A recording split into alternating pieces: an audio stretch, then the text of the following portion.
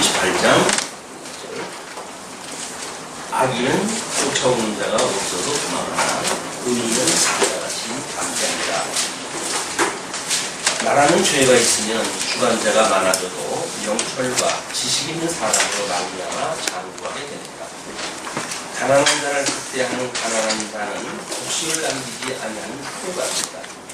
율법을 버린 자는 악인을 칭찬하나 율법을 지키는 자는 악인을 대적하느니라. 악인은 공의를 깨닫지 못하나 여호와를 찾는 자는 모든 것을 깨닫느니라. 28장을 제2절 의로운 통치의 성취라고 이렇게 이야기했습니다. 하나님이 언약했던 그 메시아 언약에서 이야기한 하나님의 나라에 대한 언약은 지혜로운 통치를 하게 하시고 평등한 통치를 하게 하신다고 이렇게 우리가 구분을 했어요. 그러니까 그 하나님의 나라가 성취되어질 때에도 슬기로운 통치로 성취가 되어지고 의로운 통치로 성취가 되어질 겁니다. 그렇기 때문에 특별히 28장부터 29장까지의 내용을 지혜로 형통케 할 것을 훈련한다 이렇게 이야기를 했는데, 성경에서 말하고 있는 이 모든 지혜는 사실 예수 그리스도에 대한 의인화되어진 이야기입니다. 전부 이게 예수 그리스도에 대한 이야기예요. 그래서 잠언서에서 말하고 있는 모든 지혜는 예수 그리스도, 우리가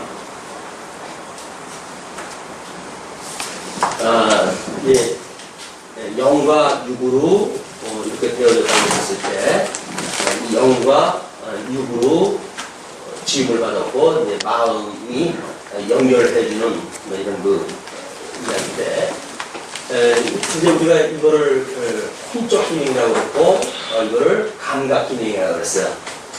그래서 여기에서 나오는 건 우리가 영성이라고 이야기를 했고, 이거를 지성 또는 이걸 심성 또는 이걸 감성, 이걸 덕성이라고 이렇게 이야기했습니다.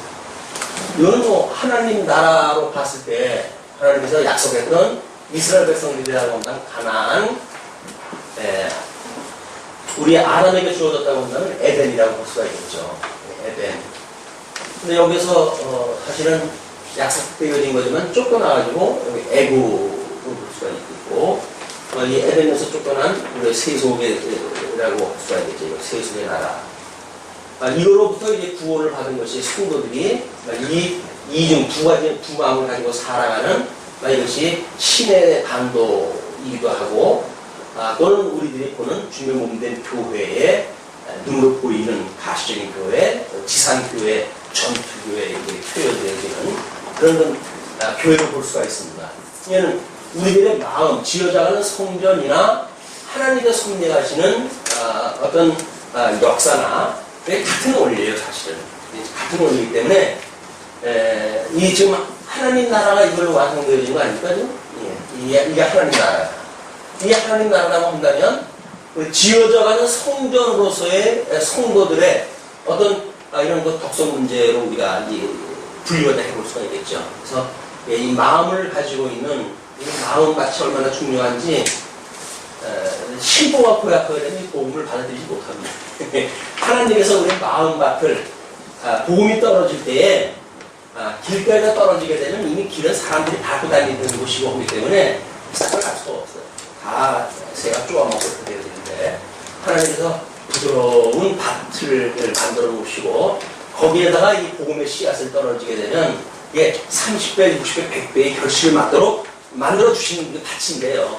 하나님께서 우리들한테 어떤 심보를 가지고 살아가게 하는가 라고 하는 그거는 우리 그러잖아요. 사람이 심보를 갖다 보게 되면 그 사람을 알 수가 있다고 이야기하는데, 이 심보가 아주 중요한 것 같아요. 하나님께서 우리들한테 어떠한 심보를 갖다 심어 놓으셨는지, 이 심보에 의해 가지고 우리가 이제 하나님 앞에 부름을 받을 그런 쓰임을 받을 자로, 다시 말해서 잘 경작되어져 있는 밭처럼 부드러운 밭인지 아니면 돌짝밭인지 이런 것들로 이게 구분이 되어질 수 있는 거거든요. 예수를 믿는 사람도 마찬가지입니다. 예수를 믿는다고 그러면서 심보가 고약하게 되면 그 사람은 이 복음에 대한 뭔가 오해가 있는 거예요. 온유한 마음이 없고 뭔가 이 칼이 서가지고 넌 언제고 나한테 죽어 뭐 이렇게 해가지고 살아가는 사람들이 복음을 받아들이는 사람이 아니죠. 예수 그리스도로 말하면 죽었더니 우리가 살아나는데 우리한테 죽은 사람이 어디 있어요? 다 복음을 증거해야 될 대상이고 사랑의 대상이다. 이렇게 볼 수 있는 것이 성숙한 우리의 믿음의 열매지요. 이렇게 우리가 하나님의 뜻을 분별해 가도록 하는 것이 우리 하나님 주시는 지혜로 말미암는단 말이에요. 이게 이 지혜예요. 이게 죽었던 영을 살려주신 것이 예수 그리스도로 말미암아 살아나니까 예수 그리스도로 말미암아 살아났을 때 비로소 우리는 예수 그리스도의 말씀, 우리 이제 이 잠언에서는 이거를 교훈이라고 이렇게 이야기를 했어요. 이 교훈을 듣게 되어지거든요. 그럼 신약성경에서 말하는 것처럼 하나님의 말씀은 살아서 운동력이 있다고 그랬단 말이에요. 말씀은 살아서 운동력이 있기 때문에 이걸 우리 이 덕성 문제를 바르게 또는 온전하게 또는 또 바로 의롭게 네 가지가 나오는데 이렇게 교육하기에 이것이 합당하다고 이렇게 이야기했다. 하나님 말씀은 말씀을 듣게 되어지게 되면 우리는 이렇게 나와야 되는 거예요. 이렇게 나오게끔 되어져 있어요. 근데 우리는 복음을 듣고 이렇게 살지 못한 사람들을 예를 들어서 권징이라고 하는 그걸 가지고 교육을 갖다 해갑니다. 이거는 말 안 들으면 교회에서 내쫓거나 뭐 이렇게 되면 뭐 출교를 시키고 뭐 세일에 송찬을 중단시키고 뭐 이렇게 해가지고 권징을 우리는 이제 베풀게 이야기를 해요. 물론 이 권징이라고 하는 거는 이 말씀이라고 하는 본질, 은혜를 깨닫게 되어지는 것이 이제 말씀의 본질인데 그렇다고 한다면 이 권징은 결과적인 거야. 결과적인 거. 말씀이 본질적이라고 한다면 이 권징은 결과적인 거다. 그래서 우리 개신교에서 은혜를 받는 세 가지 방법을 이야기를 하거든요. 그것이 말씀과 그 다음에 이 속례와 그 다음에 권징, 이 세 가지를 이야기를 해요. 근데 이 속례라고 하는 그것도 사실은 이 말씀을 지금 뭐 예를 들어서 우리가 송찬을 베푼다 그러면 송찬이라고 하는 행위를 가지고 우리 예수 그리스도께서 당신을 기념하라고 그러지 않았어요. 그런 의미가 무엇인가를 전달하는 방법적인 거겠죠. 근데 이 하나님의 이제 교회에서, 중매 몸된 교회에서, 은혜를 깨닫게 하는 방법이 말씀과 성령과 권징이라고 그렇게 이야기가 되지만, 성경적인 원리로 보게 되면, 이건 본질적인 것이고, 이 본질을 전하는 방법적인 것이, 성례를 베풀고, 세례를 베풀고, 우리 구성원이라고 해가지고, 중매 몸된 교회를 우리가 구성하고 살아가는 일이란 말이에요. 그러니까 이건 방법인 거예요. 말씀을 증거하는 방법. 그리고 이거에 대해서 그 사람들이 말씀을 얼마나 깨달았는가에 따라서 바르게 하고 온전하고 의롭게 하고 정직하게 뭐 이렇게 이게 교육하기에 합당한 말씀인데 열매가 잘못 맺어졌다. 이 열매가 잘못 맺어졌다는 이야기는 말씀이 지금 정상적으로 전달이 되지 않았다는 이야기 아닙니까? 그러니까 말씀의 본질에 대한 걸 자꾸 교육이 되어야 되는데 사람들은 잘못되어져 있는 열매를 바꾸려고 그런단 말이에요. 이 열매를 바꾸려고 그러는 거는 이 성경적인 것이 아니다. 지혜로 주셨던 주님께서 우리의 죽었던 영을 살리셨다고 한다면 마땅히 우리들로 하여금 이거를 회복하게 해서 상실한 마음을 회복하게 하고 그래서 이걸로 하여금 하나님의 뜻을 깨닫게 하시고 이 회복해서 하나님의 그런 은혜를 깨닫게 하시고 그리고 이걸로 믿어 알게 하시고 그리고 우리의 감성으로 하여금 믿게 하시고 그리고 우리의 덕성으로 하여금 이것이 경외하게 하신다. 그러면 하나님께서 우리에게 지혜를 주게 되는 말씀을 듣고 깨달아 알고 믿어 경외하게 하시는 것이 하나님께서 전부 해가게 하시는 인식에 대한 이야기예요. 성도들의 인식은 하나님이 우리한테 말씀을 하고 깨닫는 건 내가 깨닫고 하는 것이 아니라 지금 우리 성경에서 말하고 있는 인식론은 인식론의 주관자가 바로 성령 하나님이에요. 주관자는 성령께서 하시는 거거든요. 이 성령께서 우리로 하여금 말씀을 은사를 주어가지고 말씀을 가르치게 하거나 뭐 전하게 하거나 라고 이야기를 해가지고 이 교훈을 주게 하시게 되면 또는 전도를 갖다 하게 하면 또는 이게 강론을 갖다 하게 되면 이런 걸로 인해 가지고 이걸 듣고 깨닫게 되어지는 역사가 일어나요. 마음의 변화를 받게 되어지고 왜? 우리 이 마음이 부드러운 막초가 되어져 있으니까 깨달아서 그리고 하나님의 뜻이 무엇인가를 비로소 알게 되어집니다. 그러니까 하나님의 뜻을 모르고 우리가 믿는다든지 하나님의 뜻을 모르고 경외한다든지 하는 것은 하나님을 온전히 경외하는 게 아니죠. 논리적으로 봤을 적에도. 그러니까 우리가 하나님의 뜻을 아는 것은 매우 중요하다. 그래서 성경을 통해서 이제 우리가 알아갈 수밖에 없는 건데 이게 알게 되어지고 이 알게 되어지는 것을 통해서 우리가 믿게 되어지거든요. 근데 보통은 우리 오전에 이야기했던 것이 여기까지 이루어진 것을 우리가 배움 공부라고 이렇게 이야기를 할 수가 있겠죠. 이 배움 공부, 알게 되어지는 것까지 깨달아가지고 알게 되어지는 것까지 이 배움 공부라고 한다면 믿어지게 되어지는 것로부터 이 경외되어지는 것은 이건 익히 공부에 해당이 되어지는 거란 말이에요.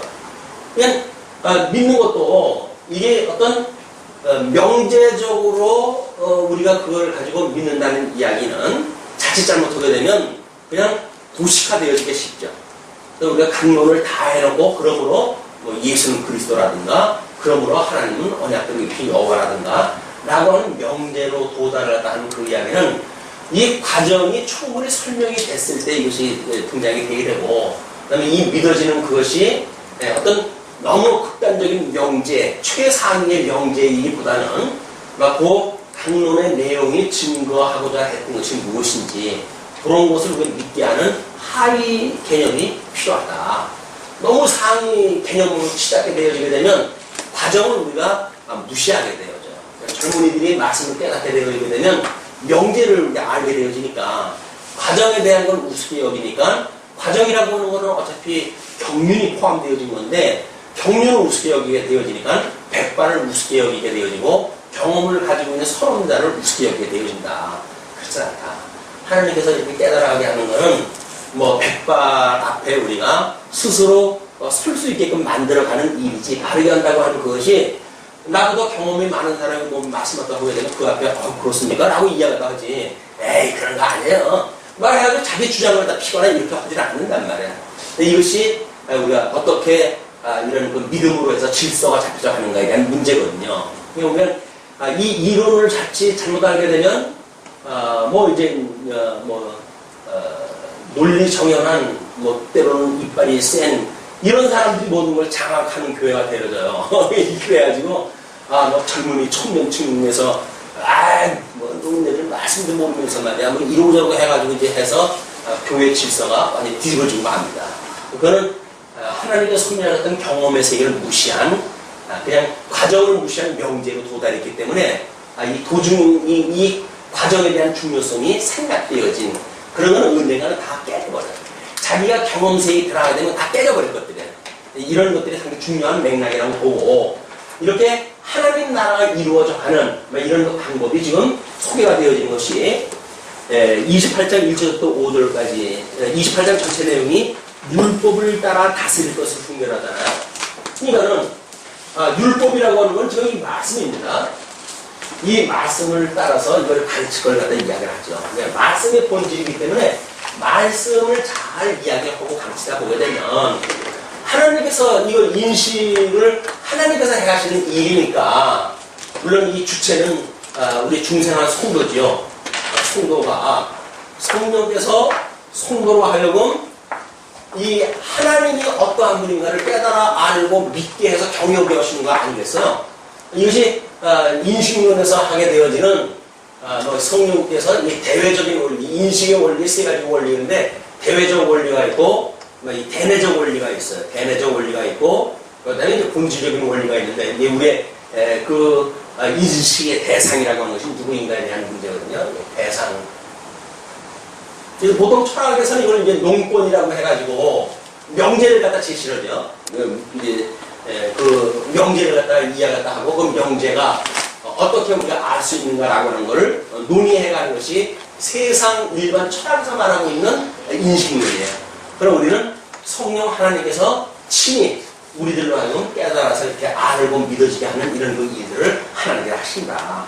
성도가 배우는 건 하나님이 어떠한 분인가를 배우는 거지 아마 여기서 어떻게 하면 교회가 부흥하는지 어떻게 하면 건강한지 뭐 이런 거를 가르치는 데가 아니거든요. 근데 이제 우리 교회의 우리 교회가 아니라 이제 이 기독교의 목회자들의 목회 특성을 보게 되면 어떤 사람은 예를 들어서 자기 은사가 나는 거야 라고 해가지고 찬양하는 거 중심으로 해가지고 이 교회를 운영을 한다든지 라고 하는 그거는 그렇게 건전하게 우리가 볼 수는 없습니다. 너무 부분적으로 치우치기 때문에 전인격적으로 만들어가려고 한다면 이 감성 문제에 있어서 찬양에 대한 부분이 뭐 있을 수가 있겠죠. 그러나 그것만을 전문적으로 해가지고 교회를 갖다가 뭐 운영을 한다든가 뭐 이렇게 하는 일은 세속적인 그 관점에서 만들어진 일이기 때문에 어떻게 이 하나님의 말씀을 가지고 하나님의 성도로 하여금 그 하나님을 깨달아 알고 믿어 경영하게 하는가라고 하는 것이 이 말씀의 본질이고 주의 몸된 교회에서 하는 일이 이겁니다. 이 진리를 지키고 보호하는 일을 통해 가지고 끊임없이 하나님을 경영하게 하는 일이다. 하나님의 영광을 드러나고 그러기 위해서 율법을 통해 가지고 율법을 가르쳐서 일을 하게 한다. 그 이야기죠. 그 1절서부터 5절까지 율법을 지키는 의인의 담대면서 이야기를 하잖아요. 우리가 이제 어떤 구약적인 맥락으로 보았을 적에 유대인들이 율법을 지키는 그 일은 거의 생명을 걸고 하는 일이었어요. 생명을 걸고 하는 일이었기 때문에 심지어 외국에서 전쟁을 일으켜가지고 공격을 한다 할지라도 이 안식일에 그 전쟁에 걸리게 되면 전쟁을 중지했다 할 정도로 그 사람들은 그렇게 자기가 그 율법을 지키려고 애를 쓰는 사람들이었어요. 왜냐면 그분들은 그것이 예수님에 대한 이야기라고 하는 그거는 알지만 아직 예수님이 안 왔기 때문에 당신들이 추구하는 그 메시아가 안 왔거든요. 그 메시아가 와야 예루살렘 성전도 회복되어지고 이스라엘이 온전한 회복이 되어지는데 아직 메시아가 오지 않은 거예요. 기독교는 이미 메시아가 왔다고 믿고 유대인들은 아직 메시아가 안 왔다고 믿는 겁니다. 그렇기 때문에 지금 이 메시아가 오지 않았다고 하는 그 사람들이 어떤 지키는 그 율법과는 구약의 사람들이 지키는 율법과는 하나 다르진 않아요. 똑같이 그 율법을 지키려고 매일 애를 쓰는 사람들이다. 그래서 어떤 사람이 전쟁을 쳐들어와가지고 예루살렘에서 제사를 드리고 있는데 저쪽 그 예루살렘 성문 공격을 딱 해가지고 쳐들어와가지고 백성들을 막 죽이기 시작했을 거 아니에요, 이제 막. 근데 이쪽에서 하나도 흔들림이 없이 그대로 제사를 드리는 거예요.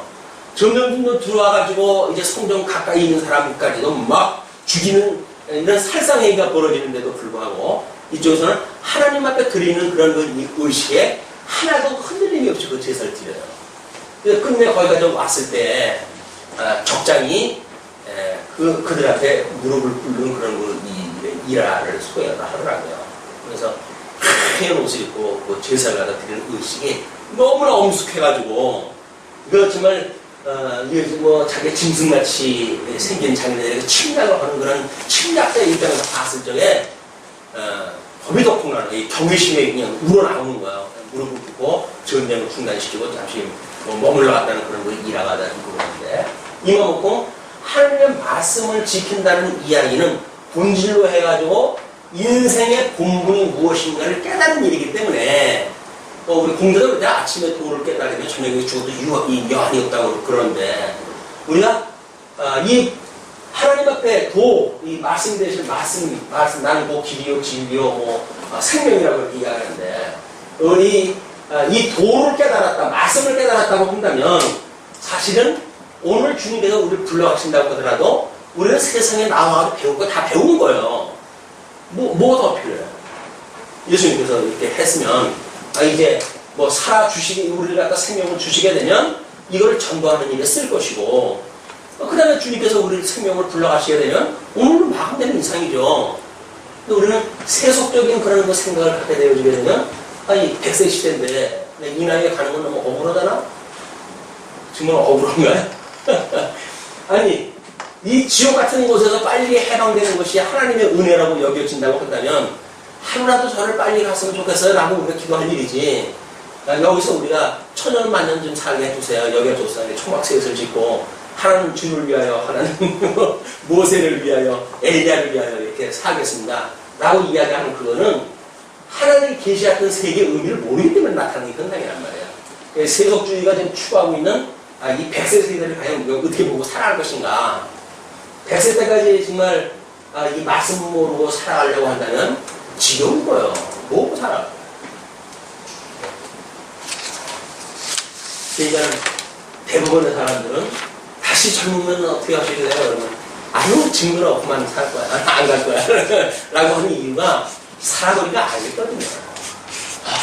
이렇게 산다고 해가지고 무슨 뭐 깨발속 같은 데 사는 것도 아니고 고생하다가 뭐 이렇게 결혼을 하고 결혼한다고 해가지고 또 뭐 편하게 사는 것도 아니고 뭐 그러다 보니까 자식 낳고 자식도 그냥하다 보니까 나이 들어가고 뭐 그러다 보니까 나도 뭐 자식들도 자기네들 크니까 자기 인생도 사한다고 다 떠나가고 뭐예요 도대체 이게 요즘 50대 여인들이 가지고 있는 우울증 증세의 그 원인 아닙니까? 지금 나는 뭐냐? 나는 평생 내가 온 가족을 위해서 헌신을 갖다 했는데 아무것도 아닌 거예요. 그게 뭐 여자분뿐만 말이 아니죠. 평생을 가족을 수반했다고 하는 그런 그 남자들도 직장에서 은퇴하고 최저받고 이 인생이 뭐냐? 근데 이것이 이제 워낙 교육이 되어지고 하니까 이제 노후에 우리가 어떻게 살아갈 것인가를 공부해야 된다. 그러니까 이제 돈 그동안 자녀들한테 그냥 맹목적으로 다 줬기 때문에 힘든 거다. 방법을 앞에 때려봤어요. 이제는 움켜쥐면 그래도 그런 그 소원함은 없다. 그래가지고 요즘 자녀들한테 돈 안 준다는 거예요. 왜? 이 돈이 자녀들 부려먹는 이게 요술방망이거든요. 이번 주말에 와야 되겠지? 라고 이야기를 하게 되면 이 요술방망이를 들고 있는 한 안 오면은 안 되는 거예요. 아유 그러면 어머니 가야죠 뭐 해가지고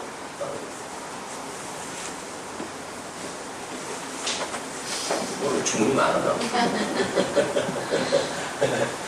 네, 이런 그 문제가 끊임없이 반복되어 있는 인생사인데 하나님의 말씀을 우리가 듣고 하나님이 약속하셨던 그 나라 우리가 오매불망 꿈꾸고 소망 중에 있었던 그 나라를 바라본다고 한다면 하루속히 가는 것이 은혜다. 그렇게 믿어지신다고 한다면 아멘 하시기 바랍니다. 아멘에 유용수당이 있어요. 이게 믿어지지 않는데 아멘 하게 되면 이렇게 억울하니까.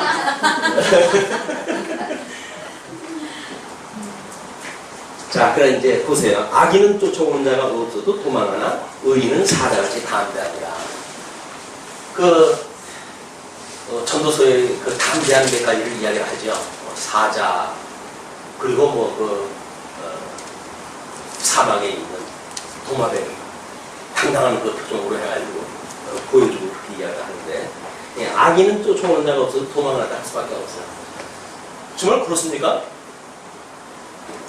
우리 하나님을 모르고 우리 산다고 했을 때 끊임없이 쫓기는 생활이었었나요? 그럼 맞아요. 그럼 우리 쫓김을 당하고 살았던 거예요. 시간에 쫓기고 일에 쫓기고 그냥 뭘 하는지도 모르고 그냥 뭐 하루가 하면 또 어느덧 잠자리 들어갈 시간이고 그렇게 눈 부여가지고 거기에 대해서 또 금방 아침에 와가지고 그냥 설레발을 치고 그러면 아침에 또 출근해야 되고 출근하다 보면 어떻게 하는데 또 하루 살아야 되고 이렇게 살아갔으니까 그래서 사는 것이 쫓기면 사는 거예요 사실은. 그렇게 쫓기지 않는다는 이야기는 뭐야? 너 그러면 출세 못하고 너 그러면 돈 못 벌고 너 그렇게 한다고 하면 사람들한테 무시당하고 너는 인생 무시 못해 라고는 세상에 만들어 놓은 어떤 그런 거에 의해서 우리는 그냥 그렇게 사는 거예요. 근데 정말 우리 비밀을 깨닫게 되어지게 되면 어둠의 권세들이 어떻게 사람들을 미혹하는가 그 미혹의 세계를 우리가 들여다볼 수 있게 되어지게 되면 아니 뭐 그럴 건 뭐 있어요.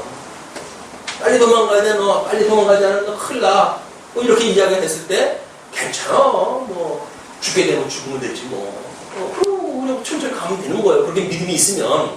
근데 믿음이 없으면 도망가야 되는 거고 믿음이 있으면 어때? 하나님이 나하고 함께 하는데 어떤 놈이 날 뭘 어쩐단 말이야? 라고 담대한 믿음으로 우리가 살아갈 수가 있겠죠. 이것이 복음을 깨닫고 시간에 쫓기지 않고 사는 사람들의 모습이에요. 당당한 모습들을. 요즘은 뭐 그래도 우리가 이렇게 하려게 되면 뭐 어떤 형식으로 살아야 될 거 아니야? 아무리 문화적으로 그런 압력을 갖는다고 하더라도 괜찮아. 우리 예수님 믿고 살아가는데 그렇지 않는다고 해서 뭐 문제될 거 뭐 있어? 우리 주님 믿고 살아가면 되지. 왜 꼭 그 사람들이 요구하는 대로 우리가 살아가야 돼? 기독교 문화가 꼭 그렇게 허라는 법은 없잖아?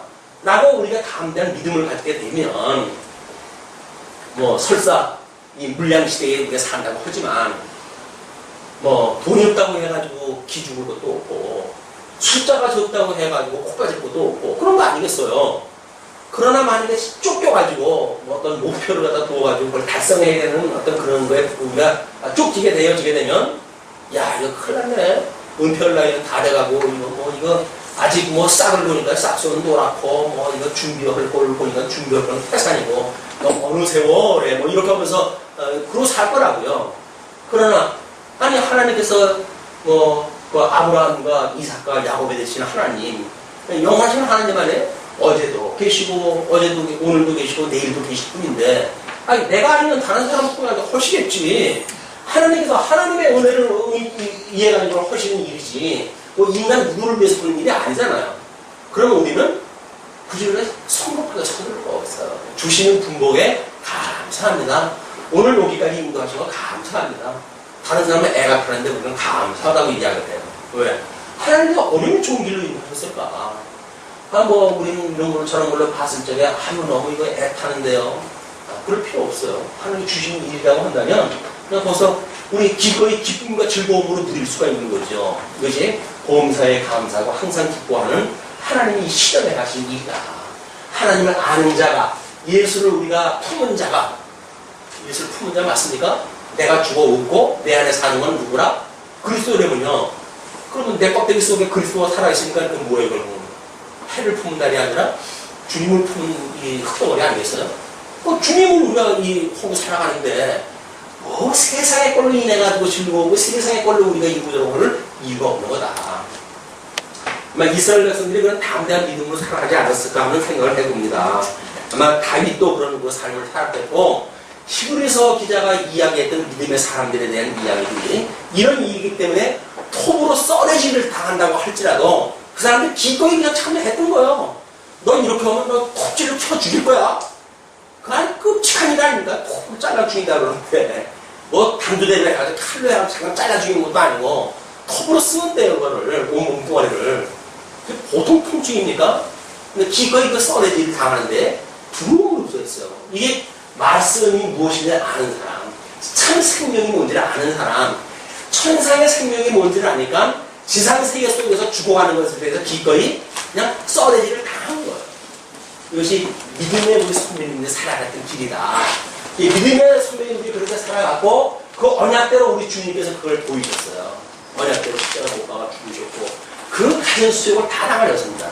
그분께서 우리와 함께 하신다고 그러는데 세상에 뭐가 우리를 부끄럽게 만듭니까? 돈 없는 것이 부끄럽습니까?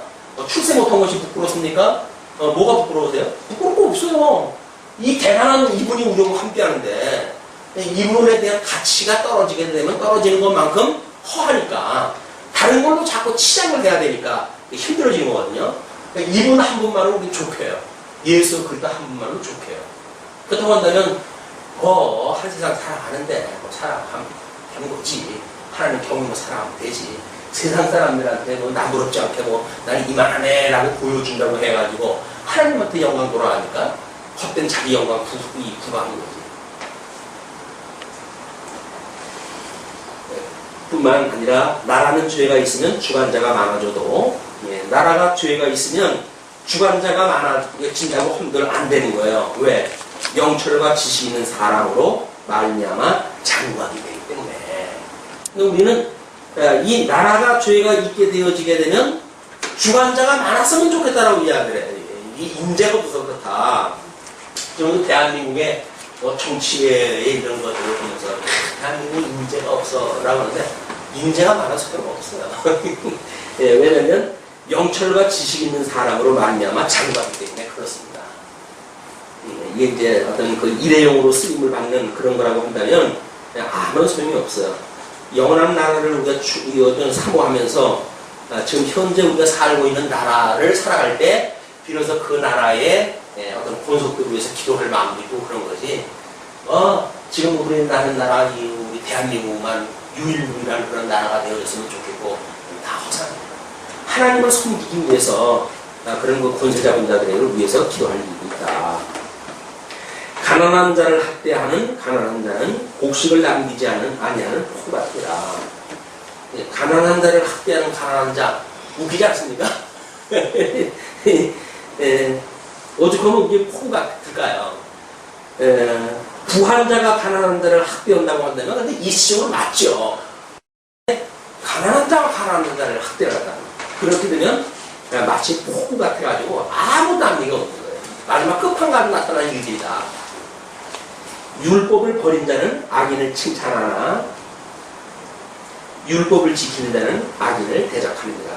그래서 하나님 앞에 다윗이 당당하게 살아갔던 것도 목동 출신이에요. 목동 출신인데 사울 앞에서 뭐 수없는 그 죽이려고 하는 그런 괴계 속에서 당당하게 살아갔던 그런 이유는 하나님이 함께 하신다고 하는 그런 믿음 때문이었어요. 뭐 하나님도 나한테 기름을 부었는데 왕을 시켜주신다고 그랬는데 왕이 되기 전에 죽지 않을 거 아니겠어요. 다 함대하는 거예요. 우리 예수님 믿고 우리 살아가는 동안 우리 주님이 온전한 이 천국, 완전한 천국을 이루 전까지 세상 끝나지는 않습니다. 또 우리들 온전한 믿음으로 이룰 때까지 주님께서 멈추지 않으실 거예요. 그렇다고 한다면 그분만을 바라보고 살아갈 이유가 있다. 이게 4절에서 이야기했던 율법을 버린 자는 악인을 칭찬하나. 그래서 뭐 어떻게든지 술수, 우리가 그걸 마술이라고 이렇게 이야기하고 있는데 술수를 통해 가지고 본질을 왜곡시키는, 이걸 왜곡시켜 가지고 무엇인가 가상세계에서 이루어질 수 있는 것처럼 만들어내는 일들, 이게 우리가 거기에 미혹되어지는 거 아니겠어요? 근데 사실 말씀을 본질을 깨닫게 되어지게 되면 이렇게 하면은 되지 않을까요? 라고 하는 세속적인 모든 네다바이라고 그렇게 이야기하는데 이런 그 네다바이로 속질 않아요. 아유 손님 버스가에 탁 올라와가지고 아유 번호표를 쫙 나눠줘요. 몇 번 축하합니다. 당첨됐습니다. 5만 원만 내시게 되면 현 시가 30만에 해당되는 걸 그냥 배달해 드립니다. 주소 불러주세요. 30만 원짜리 왜 날 줘? 30만 원짜리 지가 갔지. 우리 그 네다바이가 뭔가 나한테 필요 있고 필요 없고라는 게 없어요. 그냥 30만 원짜리를 5만 원에 준다는 거예요. 거기에 우리는 이 머리가 돌아버려요. 눈이 깜깜해지고 어떻게든지 그냥 불량해 가지고 선택을 하면 안 돼요. 그래서 방송에서 그 물건 팔적에 나머지 시간 3분 남았습니다. 2분 남았습니다. 1분 남았습니다. 마감 1분 전입니다. 이거에 사람들 돌아버린다는 거 아니에요? 1분 남았습니다 하면 그냥 막 주문이 세도하고. 왜 그럴까요? 우리 약장사들이 늘 하는 얘기가 있어요. 나님은 날마다 오는 게 아니에요. 언제나 기회가 주어지는 거 아니에요. 지금이 여러분들의 주어지는 아주 복이에요. 이때 안 잡으면 당신들 평생 후회합니다. 어떻게 하시겠어요? 후회하는 데는 잡아야죠. 우리는 그게 사실인지 사실 아닌지는 아무 의미가 없다니까요. 그냥 나한테 맹목적인 유익이 있다고 했을 때 우리는 따라가요. 아무 생각 없이 친구가 시장 간다 그러니까 뚱찌개지고 시장 쫓아가는 거랑 똑같죠. 왜 쫓아가는지 몰라요. 그냥 친구가 아니라 그냥 돌돌돌 따라가는 거거든요.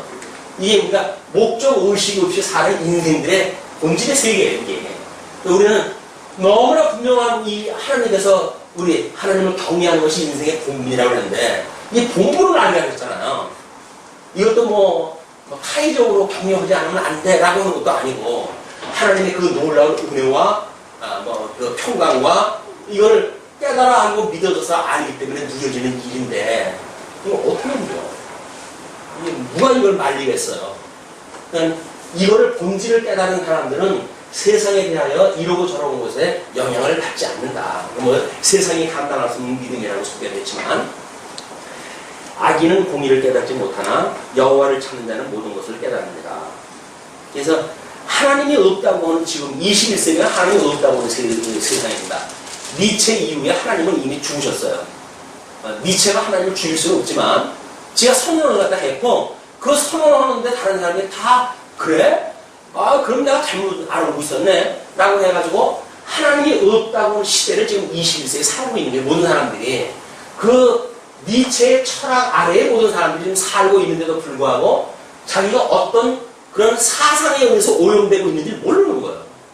그런데 객관적인 시각으로 보게 되면 하나님이 없다는 그런 그 세상에 하나님이 없으니까 자기가 주인이 되어져가지고 뭐 이렇게 하면 이렇게 되어진다 라고 하는 인간의 주인이 되어진 세계에 살아가는 거예요.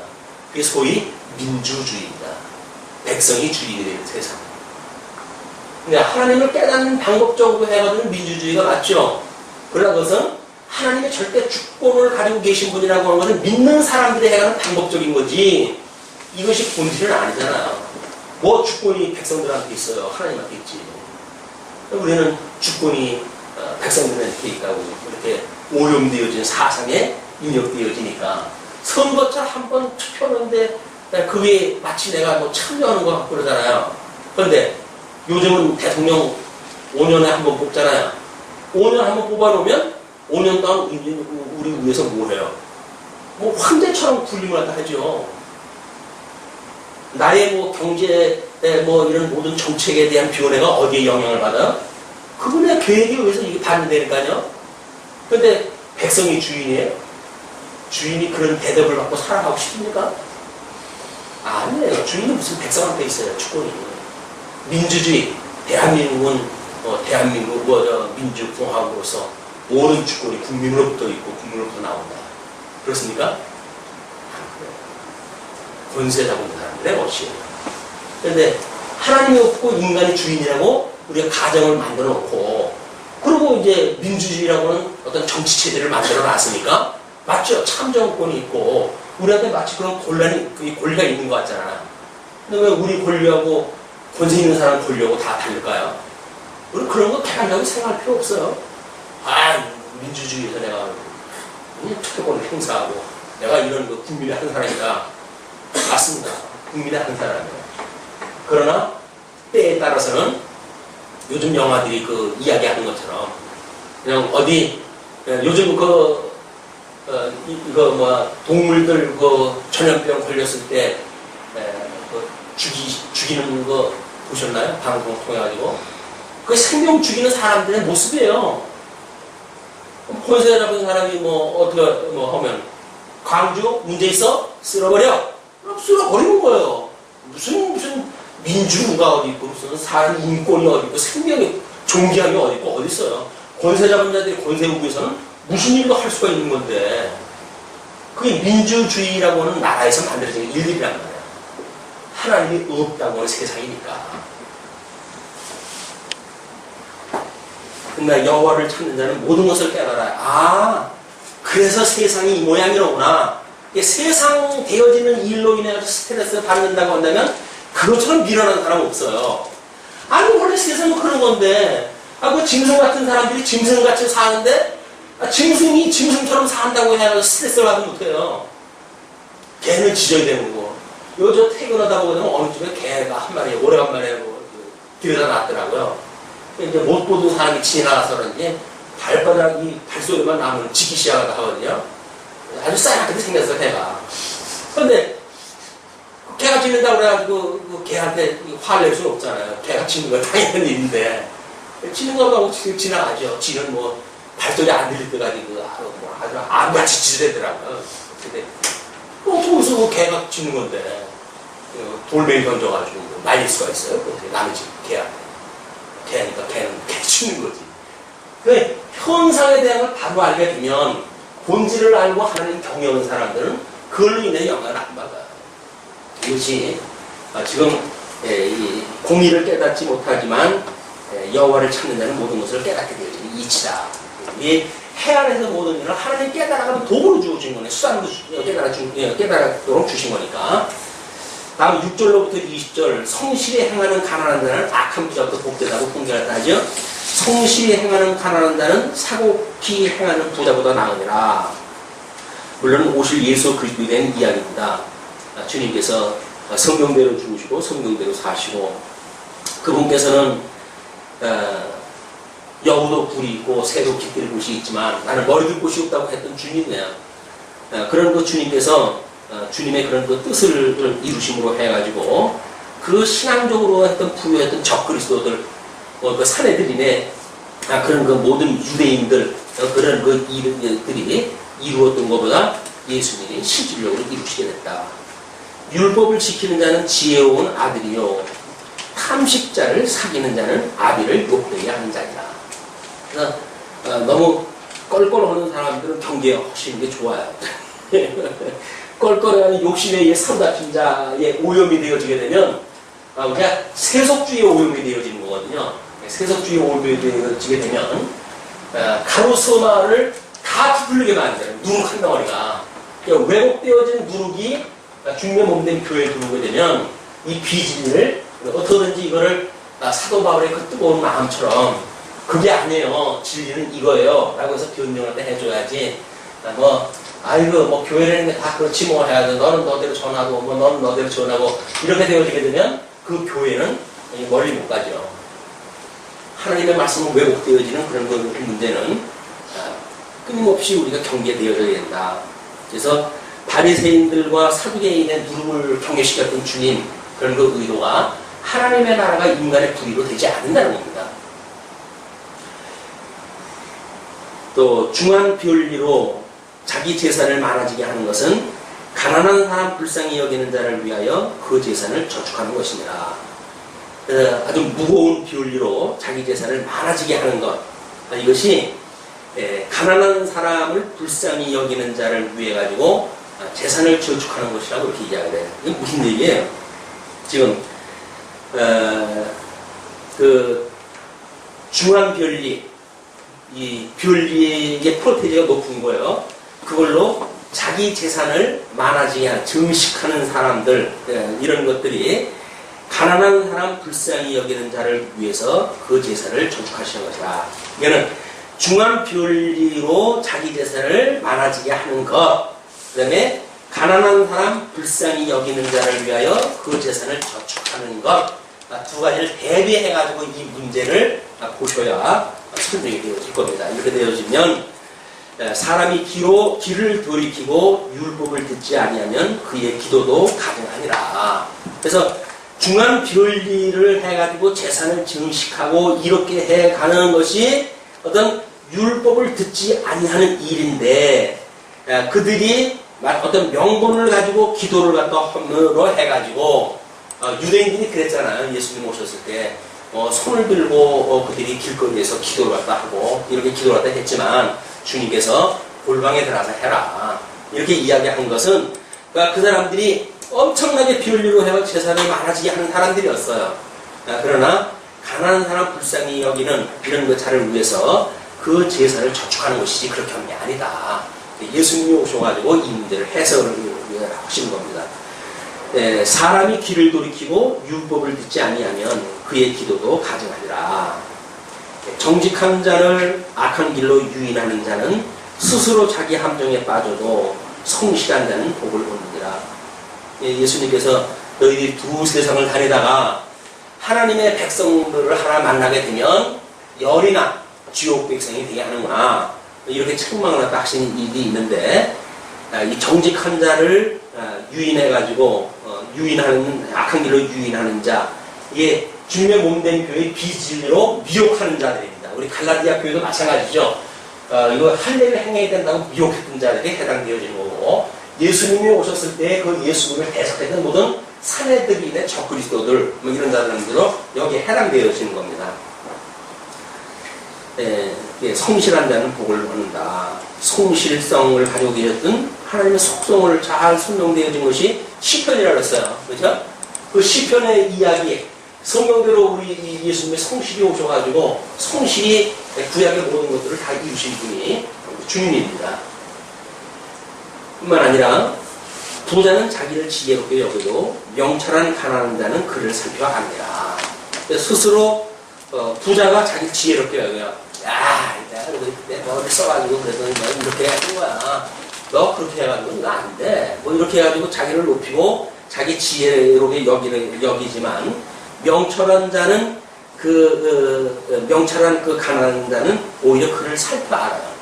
아, 저 인간은 지금 어떤 가면을 쓰고 어떻게 나를 노략질하겠다 하는구나, 이걸 알게 되어지겠죠. 의인이 득이하면 큰 영화가 있고 악인이 일어나면 사람이 숨는다.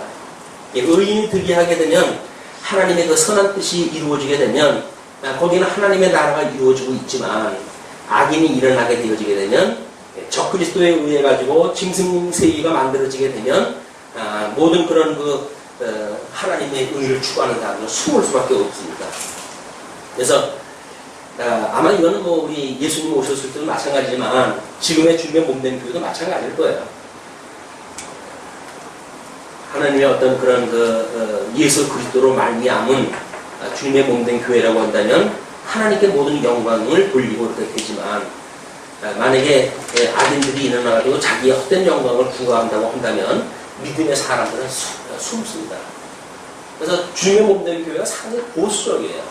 그래서 마치 휘두르는 사람이 들어와서 막 휘두르게 되어지게 되면 많은 사람들이 꼼짝 못하는 것 같잖아요. 그래서 말이 없어요. 다 자기네 말을 듣는 것 같아요. 그럴 때 그 사람들은 다 숨은 사람들이에요. 언젠가는 그것이 아니라고 이야기할 사람들이다.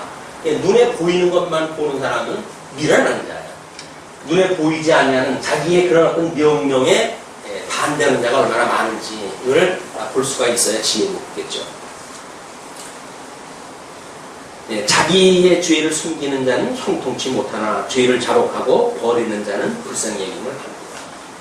우리 오전에도 이야기를 했지만 여전히 인간은 우리 인간의 그 육체의 소욕, 이 육체의 소욕을 우리가 어떻게 영성 이층 공부를 갖다 해가시옵니까? 육체의 소욕이 발견되는 것로부터 모든 것이 시작이 되어져요. 어떤 상황을 딱 만났어요. 1. 상황을 만났어요. 2. 이런 기분이 나빠요. 그래가지고 분노, 때로는 벼락을 기분도 마찬가지예요. 기분이 일어났어요. 그러면 육체의 소욕으로 말미암은 기쁨입니까? 하나님께로부터 오는 기쁨입니까? 이걸 분별하지 않는다고 한다면 분노나 기쁨이나 다를 게 없어요. 이것이 이렇게 만들어졌을 때 우리는 하나님의 뜻이 무엇인가를 살펴봐야 됩니다. 내가 왜 기쁘지? 내가 왜 좋지? 저 사람이 나한테 잘해준다고 했는데 내가 왜 기쁠까? 기쁜 건 우리 예수 그리스도로 말미암아 기뻐야 되는데 어떤 환경 때문에 기뻐진다? 라고 한다면 우리 기쁨은 사실은 쓰잘데없는 기쁨이에요. 조금만 바람 불게 되면 슬픔으로 바뀌어질 기쁨이에요. 우리가 예수 그리스도로 말미암는, 이분으로 말미암는 어떤 관계로부터 만들어지는 현상이어야지 이것이 아니라 상황으로부터 만들어지는 기쁨이라고 한다면 아무런 의미가 없는 거예요. 이 기쁨은 오히려 주님을 팔아버리는 기쁨일 수가 있어요. 이 기쁨이. 그러면 같은 이 기쁨이라고 해가지고 우리가 항상 기뻐해요. 나는 항상 기뻐해요. 라고 하면서 집안 식구들 이 아픔을 주면서 자기가 기뻐하다고 한다면 이 사람은 철저히 이기적인 기쁨이에요. 이 하나님과 우리가 한 몸이 이루어졌다고 하는 어떻게 나 같은 이 죄인을 주님께서 이렇게 사랑하실 수가 있어요? 어떻게 나 같은 이런 정말 벌레만도 못한 나를 우리 주님께서 나를 위해서 돌아가셨어요, 주님? 이런 은혜의 감동, 이 관계로 만들어지는 은혜의 감동이 아니라고 한다면 이런 그 일들은 철저히 육체의 소욕으로 말미암는 겁니다. 그냥 하나님의 뜻을 분별해야 은혜로 온 것인지 이게 뭘로 온 건지 분별이 되어지잖아. 분별이 되어지고 이렇게 되어서 우리는 하나님의 뜻이 이 땅에서 이루어지길 기도할 거야. 그렇죠? 하나님의 뜻이 이 땅에서 이루어지길 기도하죠. 그래서 우리가 우리의 죄진 자를 사하지 못한 우리 죄를 용서해 주세요. 우리를 시험에 들게 하지 말아주세요. 우리를 이 악에서 구원해 주세요. 라고 하는 것이 죽었던 나를 살리셨던 주님을 믿는 우리의 기도예요. 그래야 우리가 이 마지막 육신의 소욕으로 말미암을 수밖에 없는 우리들이 그 악의 구렁텅이로부터 구원을 받을 거 아니겠어요. 그게 소위 말하는 덕성이라는 이야기예요. 우리가 어떻게 이런 하나님을 경외하는 것으로 할 수가 있을까? 나의 유익을 위해서 살아가는 우리의 삶이 아니라 하나님을 경외하는 삶으로 살아갈 수가 있을까라고 하는 그것이 이 기도로 나타나는 열매다. 이렇게 되어서 비로소 우리가 성령의 열매를 확인할 수가 있습니다. 네, 우리는 이 상황만 주면 좋아하잖아요. 상황만 주면. 이 상황이 뭐야? 뭐든, 우리, 뭐라 그러죠? 사회적인 영역이나, 경제적인 영역이나, 정치적인 영역이나, 이런 걸로 해서 충족되어지게 되면, 감사합니다. 하나님 어떻게 저한테 이렇게 부여를 주셔가지고, 하나님 저한테 이렇게, 이렇게 많은 사람 위에 이렇게 영광을 주셔가지고, 하나님 어떻게 저한테 이렇게 다스릴 공세를 주셔가지고, 감사합니다. 이렇게 얘기할 거예요. 이것이 정말 하나님께로부터 온 건지, 아니면 우리 욕심으로 말미암은 것인지, 이걸 분별하지 않으면, 우리는 이걸로 해서 감사기도로 모든 게 끝나죠. 감사기도로 끝날 거예요. 그러나 하나님의 나라는 뭐라 그랬죠? 먹고 마시는 것이 아니다. 먹고 마시는 것이 아니라 그랬어요. 그럼 뭐라 그래요? 의와 희락과 화평. 이게 하나님의 나라예요. 하나님의 나라가 먹고 마시는 데 있는 것이 아니라 하나님의 나라는 의와 희락과 화평이다.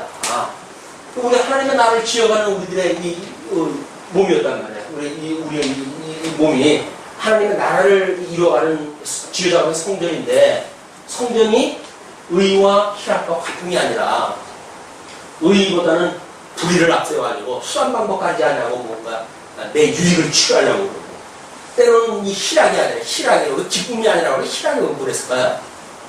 이 희락을 어떤 데서 느끼십니까? 이 희락.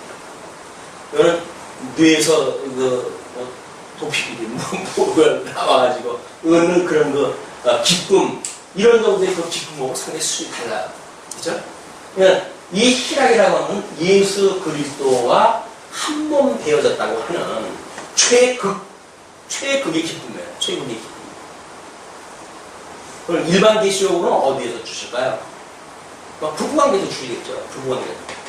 쾌락을 갖다 얻게 되었을 때 우리는 그 일을 위해 가지고 먹고 마시고 힘들고 그럴 거 아니겠어요. 쾌락을 위해 가지고.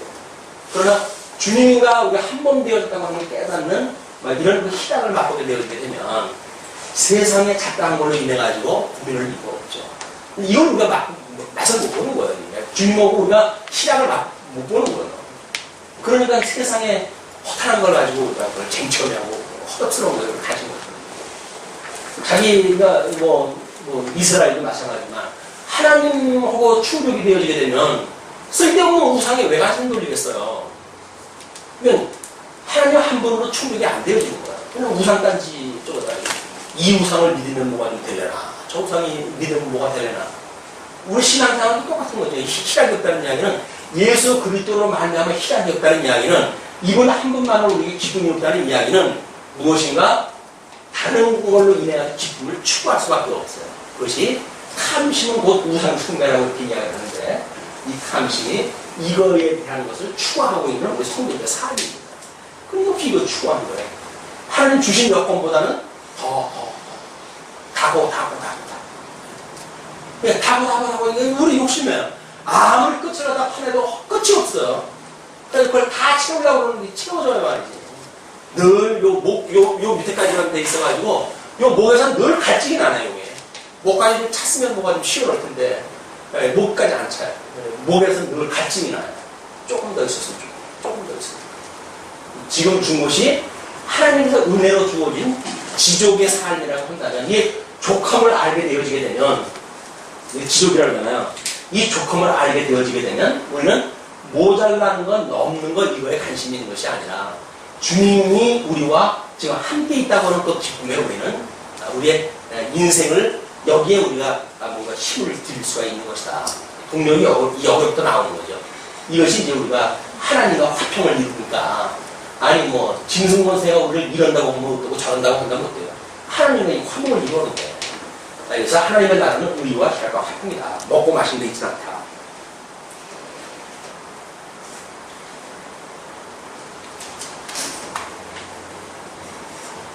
자기의 죄를 숨기는 자는 형통치 못하나 죄를 자복하고 버리는 자는 불쌍히 여김을 받느니라. 이렇게 그러니까 이거를 이제 반복되어져 가는 겁니다. 그리고 반복되어져 가는 사이클이에요. 뭐 살다가 뭐 부부싸움 할 일도 있을 거 아니에요. 그 부부싸움 할 적에 상황이 벌어져요. 그렇게 되면 내가 왜 그랬지? 라고 하는 일단 브레이크가 밟혀야 되는데 브레이크가 밟히질 않으면 그 다음에는 뭐 2판 4판 갈 때까지 가자 이 인간아 뭐 해가지고 우리는 혈의 싸움을 할 거야. 그리고 성경에서 말하는 것이 우리의 쓰임은 혈과 육에 대한 게 아니라고 하잖아요. 혈과 육에 대한 싸움이 벌어진다고 한다면 이미 우리는 하나님의 뜻이 아니라 나의 유익을 위한 싸움으로 벌어지는 거야. 나 자존심 건드려서 너 이제 오늘 잘 만났어. 임자 만났어. 나한테 죽어가. 뭐 이래가지고 덤벼든단 말이야. 2판 4판. 이렇게 나가면 어지간하면 도망가야 돼요. 무섭습니다. 그 여자들 화나고 도망가야 돼요. 그 공원에서 어떤 아주머니하고 어떤 아저씨하고 싸움이 있었는데 있는 데를 문자 쓰고 싸우는데 무서워요. 애들 들을까봐 겁이 나는데 초등학교 옆 운동장이에요. 거기서 그냥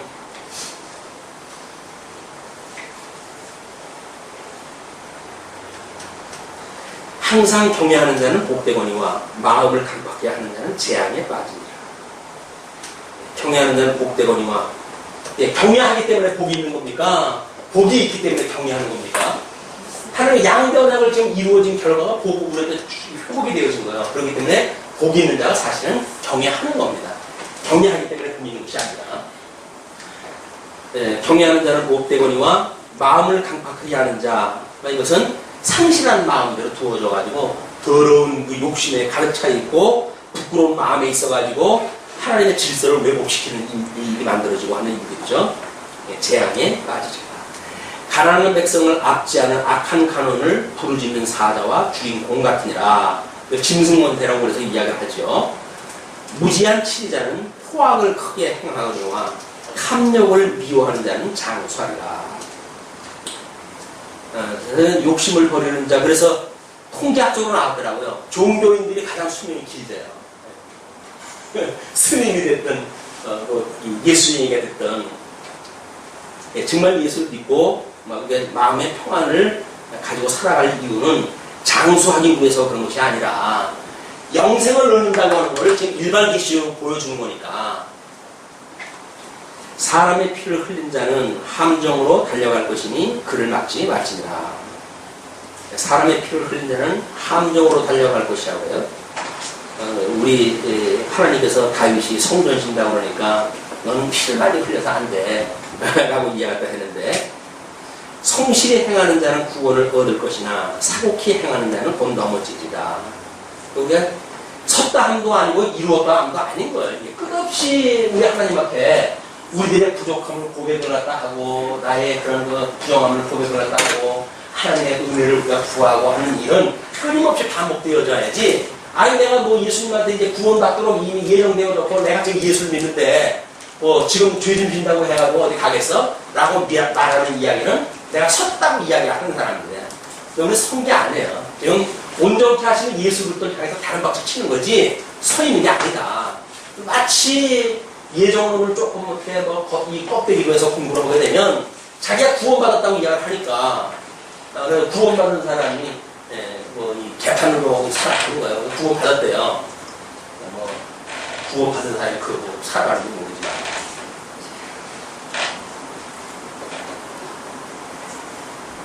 자기의 토지를 경작하는 자는 먹을 것이 많으려니와 방탕을 쫓는 자는 궁핍함이 많으리라. 자기의 토지를 경작하는 것 이것이 여전히 부요한 예수 그리스도에 대한 걸 분고하고 전도하고 하는 영적 의미로 그렇겠죠. 이것이 이 경제에 대한 문제라고 하는 것은 부요하신 예수 그리스도에 대한 이야기고 이 부요하신 예수 그리스도 아니에요. 이거는 생명이신 예수 그리스도에 대한 이야기고 이거는 권세에 대한 예수 그리스도에 대한 이야기니까 우리들의 일반 어떤 그런 계시적으로 주어진 모든 영역은 우리 영적으로 해가지고 예수 그리스도가 어떠한 분인지 하나님 나라의 그 영역이 무엇인지 그래서 이거는 사득생의 원리로 여기는 연주보의 원리로 여기는 공즉치의 원리로 끊임없이 하나님의 이런 은혜를 깨달아가는 도구로 주어진 것이지 우리의 삶의 수단을 위해서 준 건 아니다. 충성된 자는 복이 많아도 속히 구하고자 하는 자는 형벌을 면치 못하리라. 구약 이스라엘 나라에서도 끊임없이 반복되어졌던 일들이고 예수님 오시기 전에도 수많이 그런 일들이 있었고 예수님 오셨을 때에도 이 하나님 나라를 이루겠다고 해가지고 했던 사람들이 많이 있죠. 사람의 낯을 보아주는 것이 좋지 못하고 한 조각 떡을 인하여 범법하는 것도 그러합니다. 사람의 낯을 보아주는 것, 하나님의 공의가 없는 이런 일들은 다 좋지 못하다. 악한 문이 있는 자는 재물을 얻기에만 급하고 빈궁이 자기에게로 임할 줄을 알지 못하느니라. 그래서 장사를 크게 벌고 하는 사람들을 보고 보면 앞은 않고 뒤로 미친다고 하는데 빈궁이 자기로 임할 줄을 알지 못하고 그것이 늘 있을 거라고 생각이 들어가지고 우리 재벌들이 지금 정책을 갖다 펴가고 이런 일들이 꽤나 많고 아마 어떻게 보면 첨단 우리의 산업에 대한 문제들을 나라에서 여러 가지 지원을 갖다 해주고 이렇게 해가지고 이루어졌다가 없어진 회사들이 많이 못한대요. 지금 또 경제가 어려워지니까 피지컬 사람들이 받는 돈으로 해가지고 하다못해 시간이라도 해야 먹고 살지 않을까 뭐다 해가지고 준비를 하는데 하루 세워지는 데보다 망하는 데가 더 많답니다. 지금 이런 일들이 정말 우리가 살아가는 일이 무엇인가 깊이 생각하지 않으면 현상에 매몰되어지고 미혹되어지는 그런 말에 우리의 기이 빠져가지고 넘어질 수밖에 없는 이런 일을 보게 됩니다. 사람을 경책하는 자는 혀로 아첨하는 자보다 나중에 더욱 사랑을 받느니라. 경책하는 자, 이 곤징하는 자죠. 근데 우리가 사랑하지 않는다고 한다면 곤징을 하게 되면 시험을 들어요. 우리 자녀들은 우리가 사랑하니까 매를 가지고 가르치지만 사랑하지 않으면서도 우리가 매를 든다지 않으면 매우 위험한 일입니다. 부모의 물건을 도둑질하고 죄가 아니라 하는 자는 멸망케 하는 자의 동물이다. 우리 하느님 앞에 들임받아야겠다 라고 이야기를 해가지고 자기 물건처럼 쓰는 이런 일들도 마찬가지 일이겠죠. 마음이 탐하는 자는 다툼을 일으키나 여호와를 의지하는 자는 풍족하게 됩니다. 자기의 마음을 믿는 자는 미련한 자요 지혜롭게 행하는 자는 구원을 얻을 자리라. 가난한 자를 구제하는 자는 궁핍하지 아니하려니와 못본 채 하는 자에게 저주가 많으리라. 악인이 일어나면 사람이 숨고 그가 멸망하면 의인이 많아집니다. 이런 해석 원리에서 그냥 쭉 읽어나가시면 해석이 될 것 같고 시간이 되어졌기 때문에 어쩔 수 없이 읽고 끝을 내겠습니다. 주의하시죠.